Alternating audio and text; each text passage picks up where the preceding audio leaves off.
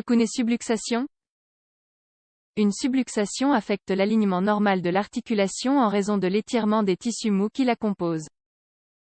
Bien qu'elle ne cause pas toujours de douleur, il est important de les traiter afin qu'elles n'entraînent pas de complications graves. Une subluxation est une luxation incomplète causée par le déplacement de l'un des deux os qui composent une articulation. Cette situation affecte l'alignement normal de l'articulation et compromet les fonctions du système nerveux, déclenchant de multiples problèmes physiques. La blessure interfère avec le flux constant d'énergie et la communication entre le cerveau et le reste du corps. Par conséquent, bien qu'au début, elle puisse être imperceptible et indolore, elle déclenche des symptômes et des pathologies qui diminuent progressivement la qualité de vie.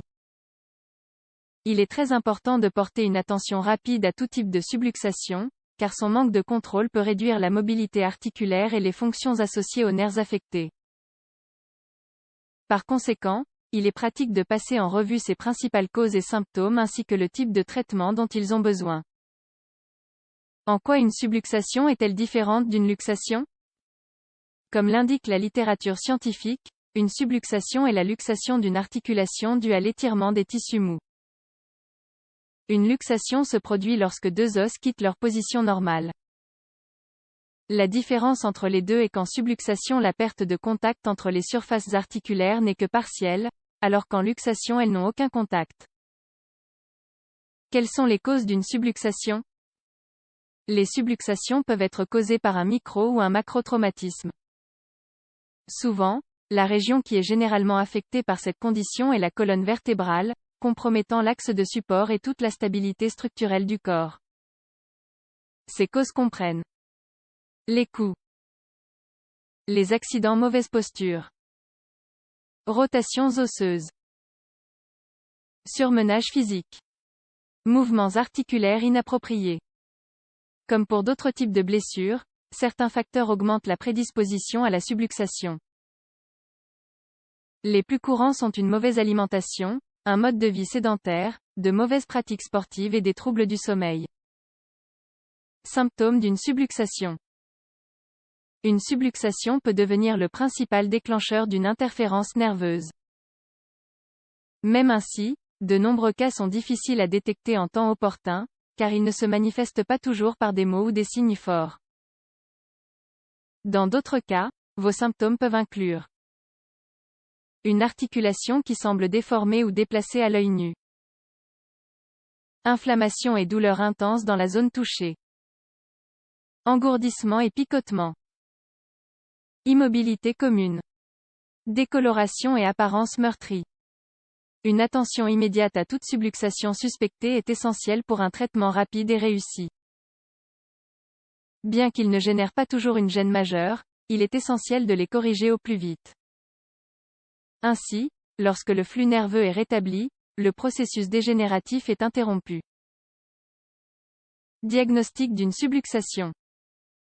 Pour diagnostiquer une subluxation, le médecin commence par faire une évaluation physique du patient. Ensuite, pour la confirmer, il peut suggérer un test au rayon X qui permet également de voir s'il y a d'autres dommages à l'articulation. Enfin, vous pouvez commander une IRM pour analyser les lésions des tissus mous. Traitement de la subluxation. Au début, il est difficile de faire la distinction entre un os disloqué et un os fracturé. Cependant, comme les deux conditions sont des urgences, il est important de fournir les premiers soins et de se rendre dans un centre médical dès que possible. Les premières étapes à suivre sont les suivantes. Appelez les urgences ou rendez-vous immédiatement au centre médical. Vérifiez la respiration et la circulation du patient. Immobilisez-le si la blessure est à la jambe, au dos ou à la tête. Si la lésion est ouverte, rincez la plaie et recouvrez-la de bandages stériles avant l'attelle. Pour atteler l'articulation touchée, évitez de la déplacer de la position dans laquelle elle a été trouvée. Des attelles sont ensuite placées au-dessus et au-dessous de la plaie. Si la peau n'est pas ouverte, une pression est exercée sur les environs de l'articulation affectée pour vérifier la circulation. L'immobilisation de l'articulation avant de recevoir des soins médicaux est pertinente. Cela peut empêcher d'autres dommages aux muscles, aux vaisseaux sanguins, aux ligaments et aux nerfs. Lorsque le médecin évaluera la blessure, il sera en mesure de déterminer les médicaments et les thérapies appropriées. Traitement médical. Dans certains cas, le médecin donnera au patient un médicament pour engourdir la zone touchée. Ensuite, après avoir évalué la gravité de la blessure, vous pouvez suggérer réduction, un processus dans lequel le médecin remet doucement l'os en place. Immobilisation de l'articulation, après la mise en place de l'os, le professionnel pose un plâtre sur l'articulation pour la rendre immobile pendant quelques semaines. Médicaments, si la douleur persiste, l'utilisation de relaxants musculaires et d'analgésiques est recommandée. Chirurgie, cette procédure n'est suggérée que lorsque la personne a déjà subi plusieurs subluxations ou que la blessure concerne les muscles, les vaisseaux sanguins et les nerfs. Rééducation, dans tous les cas, des thérapies chiropratiques ou physiothérapeutiques sont proposées pour corriger les subluxations et restaurer le mouvement et la force de l'articulation. Tout type de subluxation déclenche des troubles douloureux et sujet à des complications. Donc, même si cela semble être un problème superficiel et indolore, il est essentiel de faire appel à un professionnel le plus rapidement possible.